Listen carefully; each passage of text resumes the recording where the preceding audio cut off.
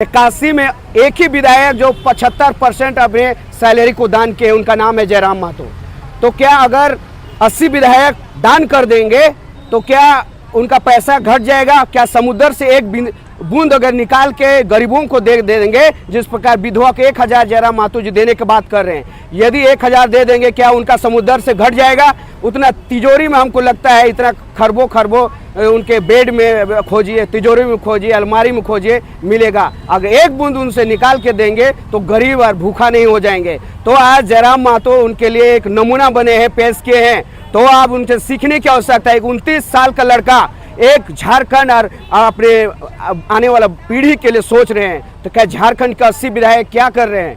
उनको पता होना चाहिए कि किस आरक्षण सीट से आपने 28 विधायक और यहाँ का संसद और मुख्यमंत्री बने हैं। आज आरक्षण में आकर सिर्फ और सिर्फ हमारे ऊपर शोषण। अगर पेशा अधिनियम लागू नहीं होता है, विधानसभा में बात उठाया नहीं जाता है, तो मैं आत्मदाह की ओर मैं कूच करूंगी। और तीर धनुष जिस प्रकार हमारे वीर बिरसा धरती आबा ने जिस प्रकार उल्लंघन किया और हमें सीएनटी एक्ट, एसपेक्टी एक्ट जैसे कानून हमें देके गया, हम अपने अंतिम सांस तक पेशा नियमावली लागू करा के रहेंगे। चाहे बबुआ सरकार को घेरना पड़े, चाहे किसी के पास भी हमें जाना पड़े, हम आने वाले समय में हम अपने हक अधिकार के लिए अपने प्राण की आहुति देने तक हम डटे रहेंगे, बने रहेंगे, चाहे उसके लिए हमें प्राण न्यौछावर करना ही ना पड़े। मैं आप तमाम मीडिया पत्रकार बंधुओं को मैं धन्यवाद दूंगी कि लगातार 11 तारीख से जो पैदल यात्रा गुमला बाबा कार्तिक उरांव जी के समाधि स्थल से उनको नमन करते हुए कल हम लोग राजभवन पहुँचे और कल हमारी मुलाकात नहीं हो पाई थी, चूँकि सही से हमारी लाइनअप नहीं हो पाई थी, जिसके कारण हम लोग मुलाकात नहीं कर पाए। और आज महामहिम राज्यपाल महोदय ने आदिवासी समुदाय को ये आश्वस्त किया है कि उनके तरफ से जो हो पाएगा वो करेंगे। और उन्होंने कहा है कि हमारी तरफ से जो सेंटिमेंट्स है, जो हमारे तरफ उनके लिए जो सम्मान है आदिवासी कम्युनिटी के लिए, वो बरकरार रहेगा और न्याय की जीत होगी। और हमने रखा कि पेशा अधिनियम 1996 लागू किया जाए, तो उन्होंने कहा है कि मैं इस विषय में माननीय मुख्यमंत्री जी से चर्चा करूंगा। और मुझे पूर्ण उम्मीद है कि हमारे महामहिम राज्यपाल जी का जो आश्वासन है वो कारगर साबित होगा। और यदि ऐसी नौबत पड़ती है कि हमें विपक्ष के माध्यम से भी अगर अपने बात को रखवाने का, कोई विधायक से बात कर रखवाने का, जो अभी सत्र आने वाला है, सत्र शुरू होने वाला है, तो उस सत्र में हम लोग अपनी बातों को, पेशा अधिनियम लागू कराने को लेकर के विधानसभा में अपनी बातों को रखा जाएगा। इससे आगे की क्या रणनीति है? चूँकि अभी तक में जो आश्वासन मिला, मुझे बहुत खुशी हुई। मुझे लग रहा था कल तक कि राज्यपाल महामहिम भी हमारे आदिवासियों के परिप्रेक्ष्य में नहीं सोचते हैं, लेकिन आज मुलाकात करने के बाद पता चला कि उनका जो हमारे लिए हृदय में प्रेम है वो मुझे बहुत ही अच्छा लगा और मैं आश्वस्त होकर जा रही हूँ। लेकिन यदि अगर हमारा मनोबल को तोड़ा जाता है, यदि हमारी बात नहीं सुनी जाती है, पेशा अधिनियम लागू नहीं किया जाता है, तो इससे भी बड़ा जोरदार आंदोलन की शुरुआत करेंगे। और कल भी मैंने कहा था कि अगर पेशा अधिनियम लागू नहीं होता है, विधानसभा में बात उठाया नहीं जाता है, तो मैं आत्मदाह की ओर मैं कूच करूंगी। सबको जोहार। और आश्वासन मैं ये कहना चाहूँगी कि राज्यपाल जी से मिलके बहुत खुशी हुई। वो जैसा आदिवासी समाज के लिए सोचते हैं और उनका जो काम करने का तरीका है, पहले तो हम लोगों ने पेशा कानून अधिनियम 1996 को लागू कराने के लिए ही बात रखी और उन्होंने आश्वासन दिया कि वो मुख्यमंत्री जी से बात करेंगे और हमारी बातों को आगे बढ़ाएंगे, पेशा कानून अधिनियम को लागू करवाएंगे। कितनी उम्मीद है मुख्यमंत्री जी से? उम्मीद बिल्कुल भी नहीं है, झूठ नहीं बोलूँगी, लेकिन हाँ आग्रह और रिक्वेस्ट ज़रूर करूँगी कि मुख्यमंत्री जी ध्यान दीजिए। आपके समाज की बात है, आपके झारखंड की बात है, आप झारखंड के बेटे हैं, आपका झारखंड खतरे में है। अपने झारखंड की जितनी भी मिनरल्स हैं आप उसको बाहर मत जाने दीजिए, बेचने मत दीजिए। यहाँ का अगर वो बेचा जा रहा है तो जो रेट में मिलता है झारखंड में, बाहर अगर वो जाए तो वो अलग रेट में बिके, ताकि हमारे झारखंड वासियों को उस मिनरल से फ़ायदा हो पाए। ग्राम सभा की मजबूती ज़रूरी है। तो बस आग्रह और रिक्वेस्ट है हेमंत सोरेन जी से कि वो हमारे इस पेशा कानून अधिनियम पर ध्यान दें।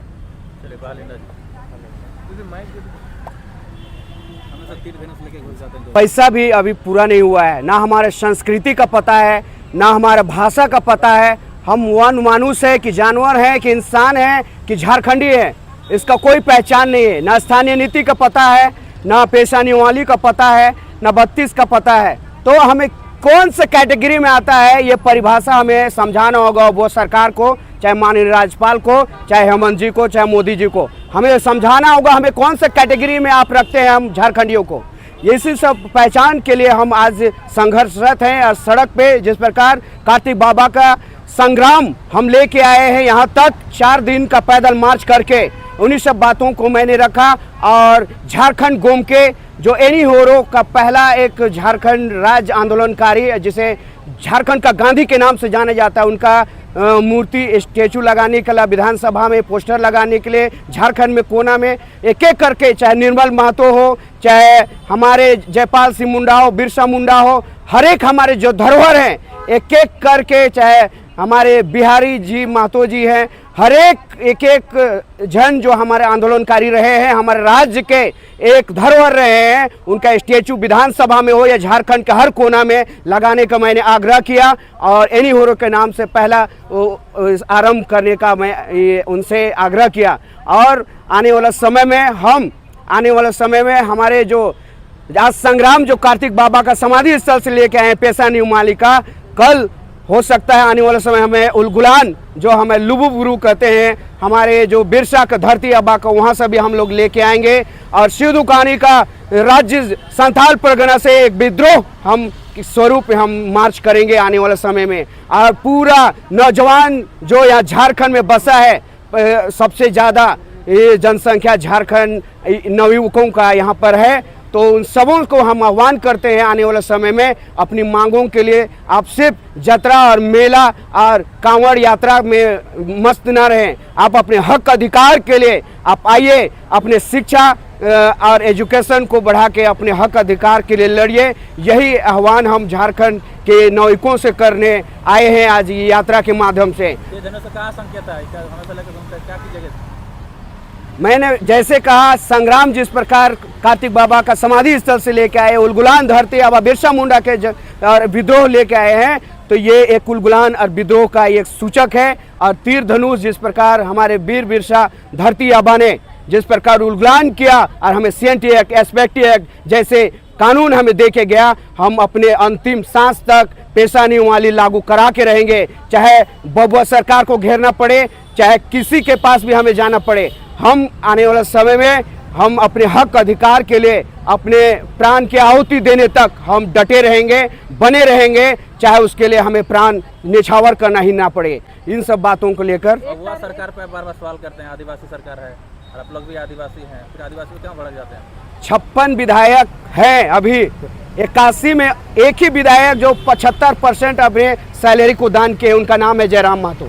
तो क्या अगर 80 विधायक दान कर देंगे तो क्या उनका पैसा घट जाएगा? क्या समुद्र से एक बूंद अगर निकाल के गरीबों को दे देंगे, जिस प्रकार विधवा के 1000 जयराम महतो जी देने की बात कर रहे हैं, यदि 1000 दे देंगे क्या उनका समुद्र से घट जाएगा? उतना तिजोरी में हमको लगता है इतना खरबों उनके बेड में खोजिए, तिजोरी में खोजिए, अलमारी में खोजिए, मिलेगा। अगर एक बूंद उनसे निकाल के देंगे तो गरीब और भूखा नहीं हो जाएंगे। तो आज जयराम महतो उनके लिए एक नमूना बने हैं, पेश किए हैं। तो आप उनसे सीखने की आवश्यकता है। 29 साल का लड़का एक झारखंड और अपने आने वाला पीढ़ी के लिए सोच रहे हैं, तो क्या झारखंड के 80 विधायक क्या कर रहे हैं? उनको पता होना चाहिए कि किस आरक्षण सीट से आपने 28 विधायक और यहाँ के सांसद और मुख्यमंत्री बने हैं। आज आरक्षण में आकर सिर्फ और सिर्फ हमारे ऊपर शोषण, जिस पर नगरी का जमीन देखिए, ना सुप्रीम कोर्ट, ना हाई कोर्ट, ना संविधान कहता है कि आप भूमि योग्य जमीन को ले नहीं सकते। तो किस अधिकार से आप बिना ये वहाँ के मालिकों को, रईतों को समझाए, ग्राम सभा किए, आप कैसे वहाँ अधिग्रहण कर सकते हैं? ये सवाल उठता है। कहीं कारपोरेट घराने का आप चापलूस तो नहीं कर रहे हैं? तो ये सवाल बनता है। आज नागरिकों ने जिस प्रकार बाबा साहब ने ये अधिकार दिया है आपको मालिक बनने के लिए, ये जो ये वोट का अधिकार दिया है, आपको मालिक बनने के लिए, चापलूस और धांगर बनने के लिए नहीं, उनके चापलूसगिरी करने के लिए नहीं। तो आज नाविकों को जागना होगा और जयराम भाई जैसे हर जयराम पैदा होगा, हर गली में, हर राज्य में, हर जिला में आपको पैदा करना होगा एक जयराम, तब जाके, क्योंकि जयराम का अर्थ ही होता है विजयी भव, विजयी। जयराम का मीनिंग जो समझ गया तो भाई जयराम से कभी वो नफरत नहीं कर सकता है। तारीख से विधानसभा सत्र शुरू होने वाली है, आप लोगों के 56 विधायक हैं, क्या कहना चाहिए लोगों को? क्या बोले? 1 तारीख से मानसून सत्र शुरू हो रहा है, कुछ सवाल रहेगा विधायकों से आप लोग का, जो विधायक आप लोग चुन के भेजे हैं?